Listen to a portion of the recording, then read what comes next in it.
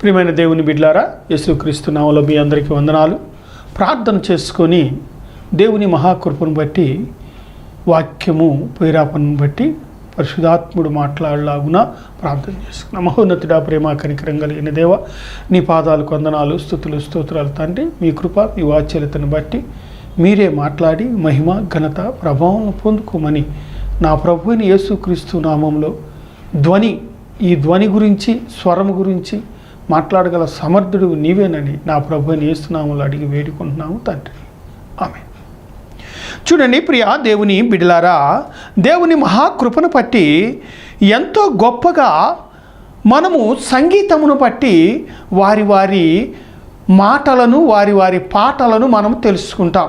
ఈ పాటకి సంగీతము ఖచ్చితంగా ఉంటుందా లేదా?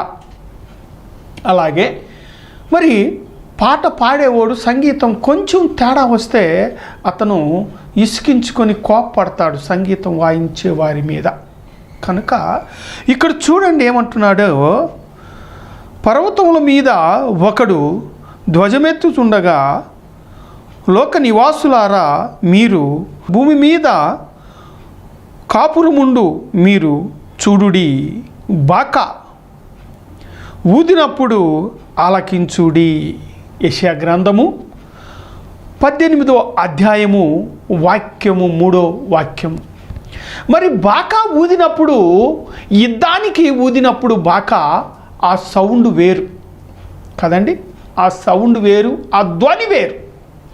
అలాగే పెండ్లికి వాయించే వాయిద్యాలను బట్టి ఇది పెళ్ళి, మరి సావుకు వాయించే వాయిద్యాలను బట్టి ఇది సావు అని మనకి తెలిసిద్ది. మరి ప్రియ దేవుని బిడ్డలారా, మనము లోక నివాసులమయ్యి లోకములో ఉంటుండగా, లోకములో మనం జీవిస్తుండగా, క్రైస్తవులమైన మనము మన ధ్వని ఎలా ఉంటుంది? మన ధ్వని ఎలా ఉంటుంది? సంఘములో చాలామంది ఈ రోజుల్లో భాషలు మాట్లాడాలి అంటారు. ప్రియమైన వారులారా, మరి రూపాయి నోటు మీద 14 భాషలు ఉంటాయి. మనకి తెలుగు వచ్చు, మన ఇంగ్లీష్ వారు వచ్చినప్పుడు తెలుగు ట్రాన్స్లేషన్ చేసే వాళ్ళని మనం పెట్టుకుంటాం ఖచ్చితంగా. ఎందుకని? మనకి ఇంగ్లీష్ రాదు కనుక ఇంగ్లీష్లో అతను మెసేజ్ చేస్తే తెలుగులో ట్రాన్స్లేషన్ చేసి దాన్ని తెలుగులో విప్పి చెప్తాడు. అలాగే ఇక్కడ 1 కొరింథీలో 14:4లో ఏమంటున్నాడంటే, ఆయన చక్కగా ఆనాడే మాట్లాడాడు. ఏనాడు? పౌలు గారు, అపోస్తలుడైన పౌలు గారు కొరింథీ పట్టణానికి రాస్తూ మొదటి పత్రికలు ఏమంటున్నాడంటే, సంఘము ఖచ్చితంగా భాషలు మాట్లాడే వారిని నీవు సంపాదించుకొనటం సులభమే, కానీ దాని అర్థము చెప్పువాడు కూడా ఖచ్చితంగా సంఘములో ఉండాలి. భాషలు మాట్లాడు అంటే ఏమని మాట్లాడుతున్నారు భాషలు? ఆ భాషకు అర్థం ఏమిటండి? భాషతో మాట్లాడువాడు తనకే క్షేమాభివృద్ధి కలుగుజేయును, గాని ప్రవచించు వరము సంఘమునకు క్షేమాభివృద్ధి కలుగచేయును. చూడండి ప్రియ దేవుని బిడ్డలారా, 1 కొరింథీ 14:4లో ఏమంటున్నాడంటే, ప్రవచించువాడు సంఘమును అభివృద్ధి పొందుతాడు, సంఘముని ఆశీర్వాదం పొందుతాడు, సంఘము ఉత్పత్తి అవుద్ది. సంఘము ఒక గొర్రె కొంటే ఒక గొర్రె కనిద్ది, కాపరి కనడు. అదే ప్రవచన వరం ఉంటే సంఘము ఉత్పత్తి అవుద్ది, అభివృద్ధి పొందుద్ది. భాషలు మాట్లాడు వారు ఉంటే నీ సంఘము అభివృద్ధి పడుద్దో లేదో నాకు తెలియదు, కానీ ఆ భాషలు మాట్లాడు వానికి ఆశీర్వాదం వస్తుంది. ఆ భాషకు అర్థం చెప్పు వాని సంఘములో లేని పక్షములో అది వ్యర్థం. ఎంతో బాధాకరమైనది. ప్రియమైన దైవ సేవకులారా, ఎందుకని మీరు పరిశుద్ధ గ్రంథాన్ని విడమర్చి విప్పి చెప్తున్నారు? పరిశుద్ధ గ్రంథాన్ని చదువుతున్నారు. మీరు ఎందుకని ఈ వాక్యముని మీ హృదయములలో గమనించట్లేదు? ఆలోచించండి. నేను బిలాము ఎక్కిన గాడిద వంటి వాడిని. నేను బిలాము ఎక్కిన గాడిద వంటి వాడిని. చూడండి ప్రియ దేవుని సేవకులారా, ఆలోచించండి, గమనించండి. ప్రవచన వరం ఉంది, ప్రవచించితే సంఘం అభివృద్ధి పండుద్ది. భాషలో మాట్లాడతారు, వారికి ఆశీర్వాదం. ఆ భాషకు అర్థము చెప్పువారు సంఘములో లేకపోతే ఆ మాట ప్రవచించిన వారు ఉన్నప్పుడు ఆశీర్వాదం, సంఘం అభివృద్ధి పడిద్ది. అలాగే ప్రియ దేవుని బిడ్డలారా, జ్ఞాపకం చేసుకోండి, నిత్య రాజ్యానికి నీవు వారసుడవు. నీ సంఘము అభివృద్ధి పొంది ఆశీర్వదింపబడి సంఘము ఎత్తబడాలి అంటే భాషకు అర్థము చెప్పేవారిని నీ సంఘములో దేవుని పేరట అడగండి. భాషలు భాషలు భాషలు భాషలు ఏంటి? ఆ భాషలు దేనికి? భాషలు ముందే చెప్పాను కదా, మనకు తెలుగు ట్రాన్స్లేషన్కి ఒకరిని పెట్టుకుంటాం, ఇంగ్లీష్లో దొరగారు ప్రసాదిస్తుంటాడు, మెసేజ్ని తెలుగులో ట్రాన్స్లేషన్ చేస్తారు. మరి అలాగే అర్థము చెప్పాలి కదా భాషకుతో మాట్లాడినప్పుడు సంఘంలో. ఎందుకని గమనించట్లేదు మీరు? దేనికని గమనించట్లేదు? ఆలోచించండి. సంఘం ఎత్తబడాలా లేదా? అంత కష్టపడి ఉపవాసాలు ఉండి ప్రార్థనలు చేసి ఇంటింటికి తిరిగి కడపత్రికలు పంచి సంఘమును కట్టుకున్న నీవు, నీ పేరున నీకు అప్పచెప్పిన గొర్రెలు, ఆ సంఘం అంతా కూడా నీవు ఇక్కడ కాపరి కానీ అక్కడ కూడా కాపరి వలె నిలబడి ఉండాలని ఉన్నదా నీకు? ఉంటే నీవు ఈ బాధ్యతని తీసుకో. జోబులో బాధ్యతను తీసుకోమాక. ప్రియమైన వారులారా, జ్ఞాపకం చేసుకోండి, భాషలు మాట్లాడువాడు ఖచ్చితంగా అర్థము పరమార్థము చెప్పాలి. అది చెప్పని పక్షములో నీవు వ్యర్థం. ఒక రకంగా అయితే అది నీ సొంతగా కట్టుకున్నావు, నీ సొంతగా మాట్లాడుకుంటున్నావు. పరిశుద్ధాత్మ భాషతో మాట్లాడితే నా అనుభవంలో చెప్తున్నాను, తల నుంచి అరికాలు వరకు చెమట పోస్తుంది. పరిశుద్ధాత్మ మాట్లాడినప్పుడు నీ ముఖము దేవుని వెలుగుతో నిండి ఉంటుంది. పరిశుద్ధాత్మ భాషతో మాట్లాడినప్పుడు నీ నడవడిక మారింది. ఆ అనుభవం ఉందా నీకు? ఎందుకంటే రేపు ఈ కెమెరా కూడా మాట్లాడుద్ది. ప్రియమైన వారులారా, ప్రార్థన ఛానల్లో 2025లో 3వ వారంలో మాట్లాడిన మాటలు పరిశుద్ధాత్ముడు మాట్లాడాడు అని రేపు ఛానల్లో కూడా ఇవన్నీ కూడా వస్తువులన్నీ కూడా సాక్షి. జ్ఞాపకం చేసుకో.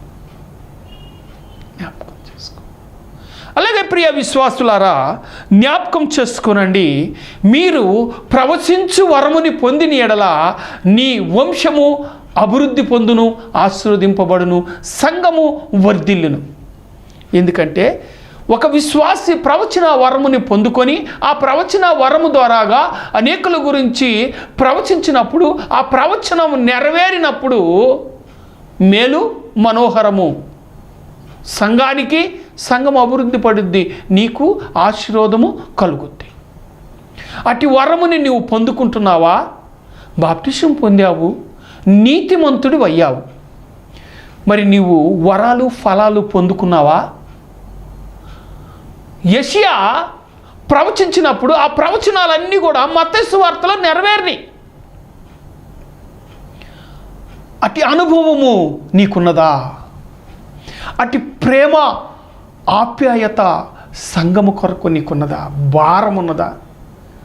మా సంఘం అండి, మా పాస్టర్ అండి, మేమే ఇంత కానుకలు ఇచ్చామండి అని చెప్పుకుంటున్నావే. మరి నీవు సంఘము అభివృద్ధి పడే పరిశుద్ధాత్మ అను ప్రవచించు వరముని నీవు పొందుకున్నావా?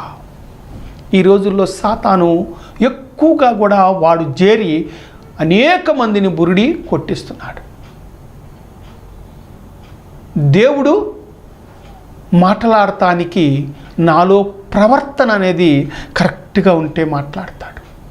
సాతాను రెప్పపాటులో 100 సార్లు మాట్లాడతాడు. రెప్పపాటులో 100 సార్లు మాట్లాడతాడు సాతాను. నా ప్రవర్తన కరెక్ట్గా ఉంటే నా ప్రవర్తనలో ఏదైనాను, చూపుల్లోనైనాను, మాటలోనైనాను, ఆలోచనలోనైనాను, ఊహలోనైనాను, ఉద్దేశంలోనైనాను ఉన్న ఎడల దేవుడు మాట్లాడడు. చాలామంది ఏమంటారంటే దేవుడు మాట్లాడండి, దేవుడు మాట్లాడండి.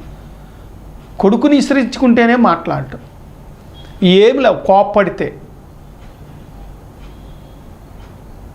అదేంటి పరిస్థితి, ఆలోచించండి. చాలామంది కూడా ఇక్కడ ఎంతోమంది భాషతో మాట్లాడుతున్నారనే భావం ఉంది, కానీ దాని అర్థము చెప్పువాడు సంఘములో లేవనెత్తబడాలి, ఆ వరముని పొందుకోవాలి, ఆ వరము మాకు కావాలి అని ఆశ కలిగిన వారు ఒక్కరు కూడా లేరు. ఎన్నో సంఘాలకి వెళ్ళాను నేను సువార్త చేయటానికి, ఎన్నో సంఘాలకి, చిన్న చిన్న సంఘాలకి. డ్రమ్ము కొట్టంగానే ఏంటి అరుస్తూ ఉంటారు. ఆ అరుపుకి అర్థము పరమార్థము లేదు. ముందే చెప్పాను, యుద్ధానికి ఊదేది బూర, ఆ శబ్దము వేరు. పెళ్ళికి ఊదే ఊర శబ్దము వేరు, చావుకు ఊదే ఊర శబ్దము వేరు. మొట్టమొదటిగానే చెప్పాను, జ్ఞాపకం చేసుకోండి ప్రియ దేవుని బిడ్డలారా. నీవు పరిశుద్ధాత్మతో నీవు నడుస్తున్నావా? జ్ఞాపకం చేసుకో. నీతిమంతుడండి, బాప్టిసం తీసుకున్నావు, పాపక్షమాపణ పొందావు, పాపక్షమాపణ పొంది ప్రమాణం చేశావు, నేను సమస్తము విడిచిపెట్టి తండ్రి యొక్కయు కుమారుని యొక్కయు పరిశుద్ధాత్మ నామములో నేను లోక ఆశలను, శరీర వాంఛను, ఈ లోక ఆశను, శరీర వాంఛను తీసివేసుకొని నేను ఈ రోజున ప్రభువైన యేసుక్రీస్తు రక్తములో కడగబడి నేను పాతవన్నీ కూడా గతించిపోయినవి, నేను నీతిమంతుడను అయ్యాను అని నీవు అనుకుంటున్నావు. మరి పరిశుద్ధాత్ముడు అనుకుంటున్నాడా నీ గురించి? ఆలోచించు, గమనించు ప్రియమైన వారలారా. ఇక్కడ నీతిమంతుడు ఎలా ఉండాలయ్యా అంటే, కీర్తనకారుడు అంటున్నాడు ఒక మాట. కీర్తనకారుడు అంటున్నాడు, విశ్రాంతి దినముకు తగిన కీర్తన పాడుతున్నాడు ఈయన. ఎవరు? దావీదు మహారాజు. 92వ దావీదు కీర్తన, వాక్యము 12 చూద్దాం. నీతివంతుడు ఖజూరపు మట్టవలే మువ్వవేయుదుడు, లెబనోను మీద దేవదారు వృక్షము వలె వారు ఎదుగుదురు. చూడండి ప్రియా దేవుని బిడ్డలారా, ఖజూరపు మట్ట ఊరేగింపుకి సాదృశ్యమై ఉన్నది. ఈ ఖజూరపు మట్ట ప్రభువైన యేసుక్రీస్తు రాజులకు రాజు, ప్రభులకు ప్రభువు, నిత్యుడగు తండ్రి, దేవుడైన యెహోవాకి మనకి మధ్యవర్తిగా ఉండి సమాధానకర్త అయిన ప్రభువైన యేసుక్రీస్తు ఆయన ఊరేగింపుగా వస్తున్నప్పుడు ఈ ఖజూరపు మట్టలు పట్టుకొని ఆయనను ఎదుర్కొనబోయారు. రారాజుగా వస్తున్నాడు. ఈ మువ్వ వేయటము ప్రతి సంవత్సరము కూడా మువ్వ వేసిద్ది, ఫలాలు ఇచ్చిద్ది. పోయినసారి కూడా నేను చెప్పాను, ఖర్జూరపు కాయ యొక్క భావాలు, దానిలోది రక్తం పడుద్ది సైన్స్ ప్రకారంగా, కళ్ళు కనపడతాయి చక్కగా. అలాగే పెళ్ళిళ్ళకి, మంచి మంచి శుభకార్యాలకి ఖర్జూరపు కాయలు వాడతారు. అలాగే ప్రియ దేవుని బిడ్డలారా, నీవు మువ్వ వేసేటట్లుగా ఉన్నావా?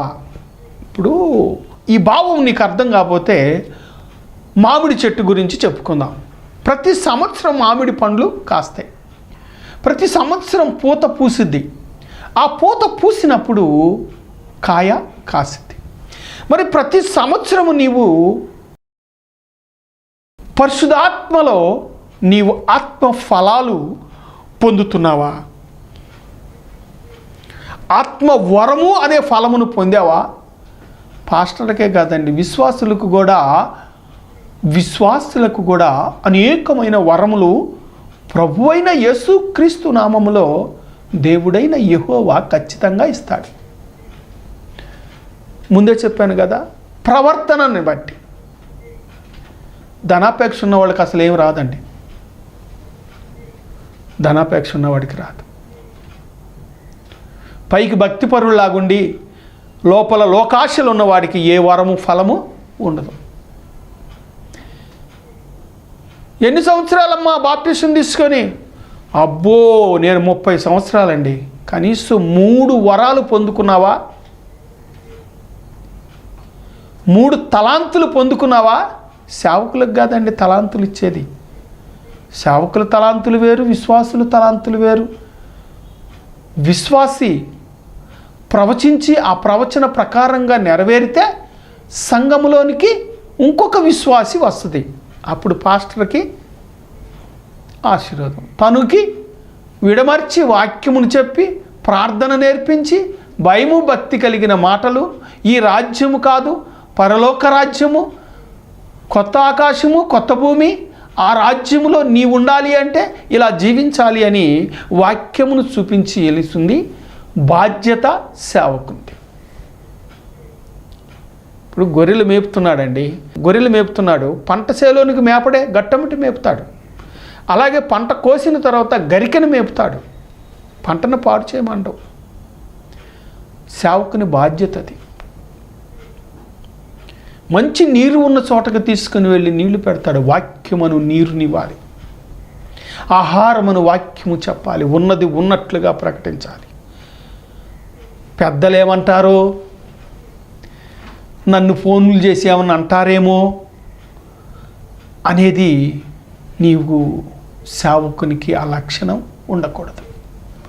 రేపటి రోజున నీవు మొట్టమొదటి తీర్పులో ఉన్నప్పుడు యథార్థముగా నువ్వు ఎందుకు చెప్పలేదు నా కుమారుడా అన్నప్పుడు కొన్ని కోట్ల జనాభాలో తల ఉంచుకొని నువ్వు నిలబడతావా? ప్రియ దైవ సేవకుడా, జ్ఞాపకం చేసుకో. ప్రియ విశ్వాసి, నీవు దేవుని మహాకృపను పట్టి బాప్టిజం తీసుకున్నాక 30 సంవత్సరాల్లో ఎన్ని ఫలాలు పొందుకున్నావు, ఎన్ని వరాలు పొందుకున్నావు? నీ హృదయాన్ని పరిశీలించుకో. నీ ప్రార్థన పరలోక రాజ్యము చేరుతున్నదా? జ్ఞాపకం చేసుకో. లేదంటే నీ గదిలోనే ఉంటున్నదా? జ్ఞాపకం చేసుకో. మాకు గిరిపురం గాస్పుల హాలు జసంత్రాబాయి గారు ఉండేవాడు 95లో. అక్కడ నేను చాలా సంవత్సరాలు 2000 వరకు నేను అక్కడ ఉన్నాను. అయితే అక్కడ నుంచి స్వార్థికుడిగా వేరొక పాస్టర్ గారి ద్వారా బయటకు వెళ్ళాను. అయితే ప్రియ దేవుని బిడ్డలారా, ఆ దైవ సేవకుడు ఏమనేవాడంటే ఒకే మాట అనేవాడు, ఈ సంవత్సరం వాక్యము వాగ్దానం కొరకు మీరు ఎదురు చూస్తున్నారేమో, ఆ కాగితపు పేపర్ తీసుకొని ఇది నాకు సరిపోయింది, నేను తృప్తి పడ్డాను కాదు. ఈ సంవత్సరంలో నువ్వు ఆస్తిని సమకూర్చుకున్నట్లుగా, బ్యాంకీ బ్యాలెన్స్ను సమకూర్చుకున్నట్లుగా, ఒక ఇల్లు కొనుక్కున్నట్లుగా, ఒక బండి కొనుక్కున్నట్లుగా, ఒక ఉంగరం కొనుక్కున్నట్లుగా నీవు చెప్తున్నావు నీ స్నేహితులకు, నీ సంఘములో ఉన్న విశ్వాసులకు, ఇదిగో నా దేవుడు ఈ వరం ఇచ్చాడు, ఈ వరం ఇచ్చాడు, ఈ దీవునిచ్చాడు. 1వ తారీఖున వెళ్ళి కాగితపు పేపర్ మీద ఉన్న వాక్యమును తీసుకొని చదువుకొని తృప్తి పడుతున్నావు. అది లక్షణము కాదు విశ్వాసకి. నీవు నీతివంతుడు అయ్యావు కనుక, నీవు బాప్టిజం పొందావు కనుక, ప్రభువా మిఖాయేలు దూతని పంపించు నాతో మాట్లాడమని, గాబ్రియేలు దూతని పంపించు నాతో మాట్లాడమని. అయ్యా, నీవు తప్పనిచ్చి మరి మాకెవరున్నారు? నా ప్రవర్తన ఈ సంవత్సరం ఎలా ఉన్నదని ఎప్పుడైనా నీ ప్రార్థనలు చేశావా? జ్ఞాపకం చేసుకో.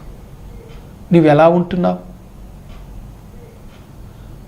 ఇక్కడ ఇద్దరికి పరిశుద్ధాత్ముడు మాట్లాడుతున్నాడు. ఒకటి సేవకులను, రెండోది విశ్వాసులను. నీ విశ్వాసంతో నీవు పరిశుద్ధాత్మని పొందుకొని నీవు ఫలించు ద్రాక్షావల్లి వలె ఉన్నావా? వరాలు ఫలాలు కలిగి నీవు ఉన్నావా? ప్రార్థన చేయటం వల్ల బురదలో కాలు పెట్టాం, మళ్ళీ కడుక్కుంటాం, మళ్ళీ వెళ్ళి బురదలో కాలు పెట్టి మళ్ళీ కడుక్కుంటే ఎంత బురద కంపు కొట్టిద్ది? బురద ఎంత కంపు, చండాలమైన కంపు కొట్టిద్ది. నీ పరిస్థితి ఎలా ఉంది? బురదలో కాలు వేసినట్లుగా ఉన్నదా? మళ్ళీ వెళ్ళి కడుక్కొని నేను బాప్టిషన్ తీసుకున్నాను, సాయంత్రానికి ప్రార్థన చేయమన్నాడుగా, ఒకసారి స్నానం చేసిన వాడు ప్రతిదినము వాడి పాదములు వాడు కడుక్కోమన్నాడుగా అంటే ఆయన ఏమంటాడంటే, నేను నిన్ను నా నోటిలో నుండి ఉమ్మి వేశాను అంటాడు. నోటు అనగా వాక్యము, ఈ నోరు అనగా వాక్యము, ఉమ్మి వేశాను అంటాడు. అప్పుడు నువ్వేమవుతావు? జ్ఞాపకం చేసుకో. ప్రియమైన వారులారా, ఆలోచించండి. రేపు మాకు తీర్పు ఉన్నది. ఉన్న సువార్త ఉన్నట్లుగా ప్రకటించని ఎడల మాకు కూడా తీర్పు ఉన్నది. మీరే కాదండి. నువ్వు ఏమి సంపాదించుకున్నావు? నీ తండ్రి దగ్గర ఆస్తిని సంపాదించుకున్నావు. ఇల్లే కానీ, పొలమే కానీ, వస్తువులే కానీ నీ తండ్రి దగ్గర సంపాదించుకున్నావు. మరి నువ్వు బాప్టిజం తీసుకొని నీతిమంతుడు అయ్యావు కనుక ఖర్జూరపు మట్ట వలె నీవు సిగురు వేస్తున్నావా? వరముని ఫలముని పొందుకొని ఉన్నావా? జ్ఞాపకం చేసుకో. భాష మాట్లాడటం గొప్పతనం కాదండి. భాష ఎక్కువగా కూడా భ్రమపరచు ఆత్మ మాట్లాడి మోసం చేసింది. పరిశుద్ధాత్మ మాట్లాడితే ఆ సంఘములో అర్థము చెప్పు వారిని కూడా దేవుడిస్తాడు. భాష మాట్లాడినప్పుడు అర్థము చెప్పు వారిని కూడా ఖచ్చితంగా దేవుడు ఆ సంఘములో ఇస్తాడు. అది గొప్ప దీవెన, అది నీకు ఆశీర్వాదం, అర్థము చెప్పు వారికి ఆశీర్వాదం. ప్రవచించు వరముని పొందుకున్న వారు సంఘము అభివృద్ధి పొందుద్ది, సంఘము ఆశీర్వదింపబడుద్ది, సంఘము కట్టబడుద్ది. నువ్వు ఎలా ఉన్నావో జ్ఞాపకం చేసుకో. ఏ వరం పొందుకుని ఉన్నావో నువ్వు జ్ఞాపకం చేసుకో. ప్రియ దేవుని కుమారుడా, దేవుని కుమార్తె, మా దేవుడు మా దేవుడు అంటున్నారు. ఈ రోజున స్వర్ణ దీపిక పుస్తకములో ఒక హిందువుడు, పేరు వద్దులేండి, పేరు అందరికీ తెలుసు, ఒక హిందూ సంప్రదాయం కలిగిన వారు ప్రభువైన యేసుక్రీస్తు ఫోటోకి పూలు వేసి దండము పెడుతున్నాడు. తల వంచి రెండు చేతులు జోడించి నమస్కారం చేస్తున్నాడు. చూడండి ప్రియ దేవుని బిడ్డలారా, అనేక మంది ఈ రోజున సువార్త ప్రకటించే వాళ్ళు 100% హిందువులు మారిన వారే.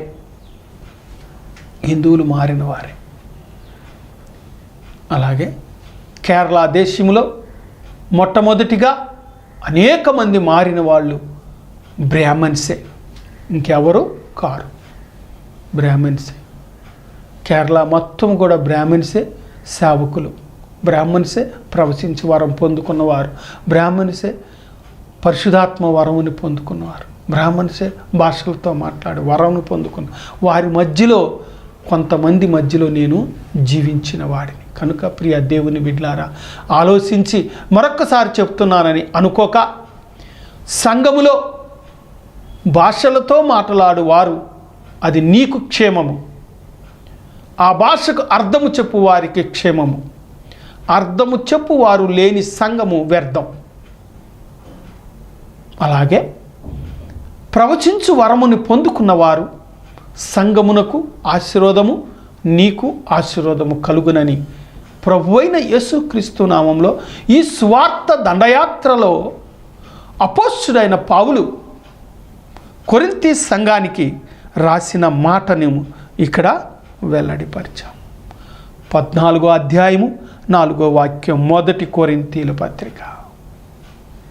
ఆలోచించండి, గమనించమని ప్రార్థన చేసుకొని ఈ వాక్యముని మనము ముగించుకుందాం. ప్రార్థన చేసుకుందాం. మహోన్నతుడా, ప్రేమ కనికరం కలిగిన దేవా, నీ పాదాలకు వందనాలు, స్తుతులు, స్తోత్రాలు తండ్రి. వాక్యము నీది, నీవే మాట్లాడావని నేను నమ్ముతున్నాను ప్రభువా. దీనిని విడమర్చి విప్పి చెప్పిన రీతిని బట్టి ఇంకా విడమర్చి విప్పి చెప్పే అతి జ్ఞానాన్ని, జ్ఞాపశక్తిని నాకు మీరు సహాయం చేయమని ప్రభువైన యేసుక్రీస్తు నామములో అడిగి మిక్కిలి వినయముతో వేడుకుంటున్నాను తండ్రి. ఇంటున్న ప్రతి తల్లిని, చెల్లిని, ప్రతి పురుషుడను, స్త్రీని ఆశీర్వదించండి. వారి వారి అవసర అక్కర్తలు మీరు తీర్చండి. వారి వారి రుణాలను తీర్చండి. వారి చదువుల్లో, ఆటపాటల్లో తోడుగా ఉండండి. వారి ఉద్యోగాల్లో తోడుగా ఉండండి. వారికి కావాల్సిన ప్రతి దినము ఆహార పదార్థాలు సహాయం చేయండి. వారి రాకపోకలేందు తోడుగా ఉండండి. వాక్యం విన్న ప్రతి తండ్రికి, తల్లికి ఆశీర్వాదాన్ని కుమ్మరించి మహిమ, ఘనత, ప్రభావం పొందుకోమని నా ప్రభువైన యేసుక్రీస్తు నామ పేరట అడిగి మిక్కిలి వినయముతో వేడుకుంటున్నాను ప్రియా పరలోకపు తండ్రి. ఆమేన్. యేసు రక్తమే జయం, సిలువ రక్తమే జయం, యేసు రక్తమే సంపూర్ణ విజయం కలుగును గాక. ఆమేన్.